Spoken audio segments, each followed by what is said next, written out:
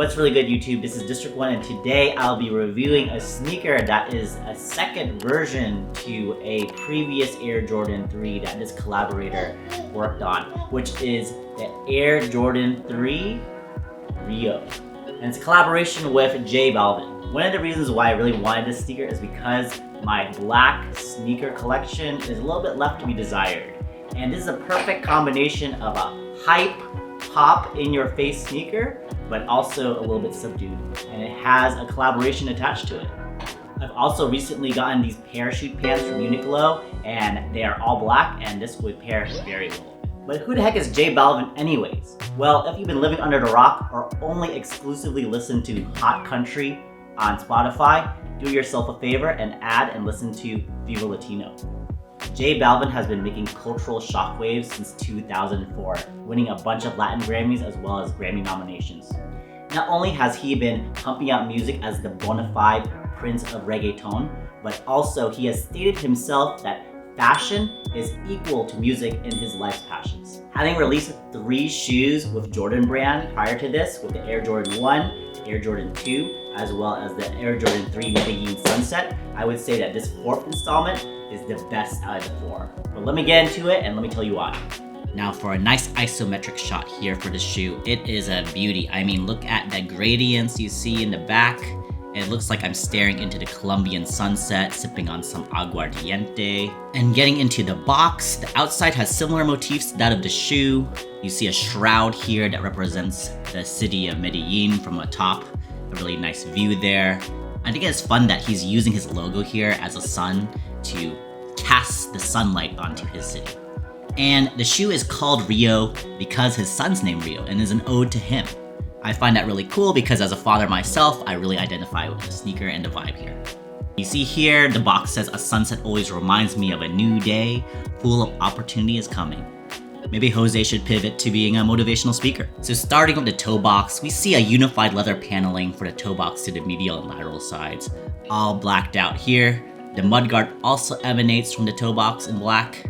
The toe cap area has the traditional stylings of the Air Jordan 3 with the elephant print panels, always a classic. And you also see the elephant print panels curving into the sides of the shoe.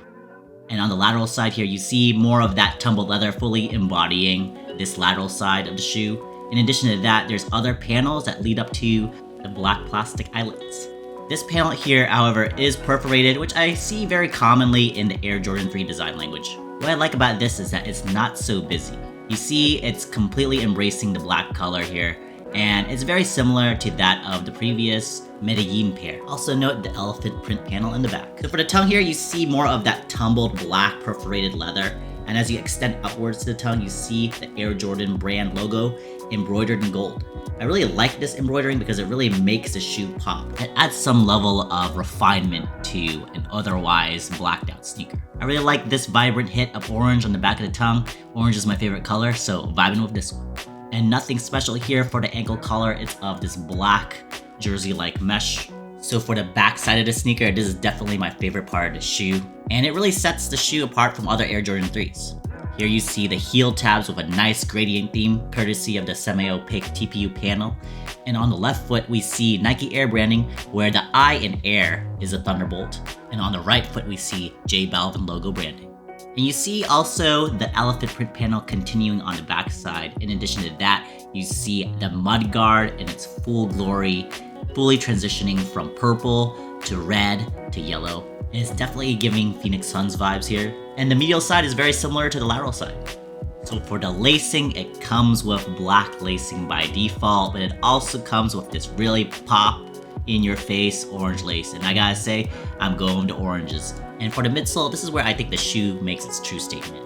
It really is cohesive with the gradient theme on the back panel of the sneaker, but you can see on the back side near the air unit a transition from yellow to orange to purple, which is such a tasteful execution for a predominantly black sneaker.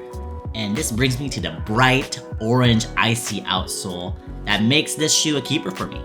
I've never seen an orange icy sole on a sneaker before, so this is a perfect slot in for my collection. And as an SF Giants fan and an SF native, I can really see myself rocking these at AT&T Park one of these days. And for another accoutrement to this offering, you see this J Balvin hang tag in orange. Now, I love hang tags, but I never rock my Jordans in hang tags. Comment down below if you do or you don't. So for the first fit pick here, I've only seen J Balvin rock these thus far, but they pair very nicely with a pair of black baggy pants.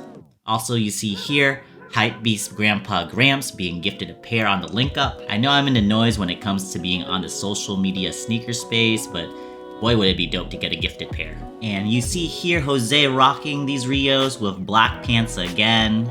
I could see how these could work with some baggy blue denim jeans.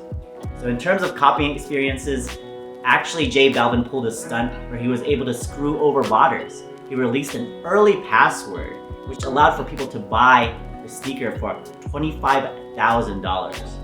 Afterwards, that password was changed and the new password allowed for someone to buy it for only $250. Luckily, I actually hit these on the sneakers app, so I didn't have to deal with any of that shenanigans with the passwords. So in terms of sizing, I go true to size here. I fit a size 8 for Air Jordan 3s, and this is no different. So for my personal thoughts for the sneaker, I gotta say this is easily top 5 sneakers of the year already. It has the right amount of pop without making it too overbearing, but also provides that story I really love about this sneaker collaboration. Because that's how sneaker collaborations should be, right? This sneaker is so versatile in that it appeals to non-J Balvin fans and those who have been deep into the Coloris universe all this time. And seeing that I don't have a lot of black sneakers in my rotation, this is a perfect fit for my collection. But in the end, I'd love to hear what you guys think. Do you guys feel like this is too simplistic of a colorway for such a high-profile collaboration? Or do you love the story behind the sneaker as well as the execution of the materials as well as the gradients? Let me know what you think in the comments down below. My name is District 1. Sound off, and I will see you next time. Peace.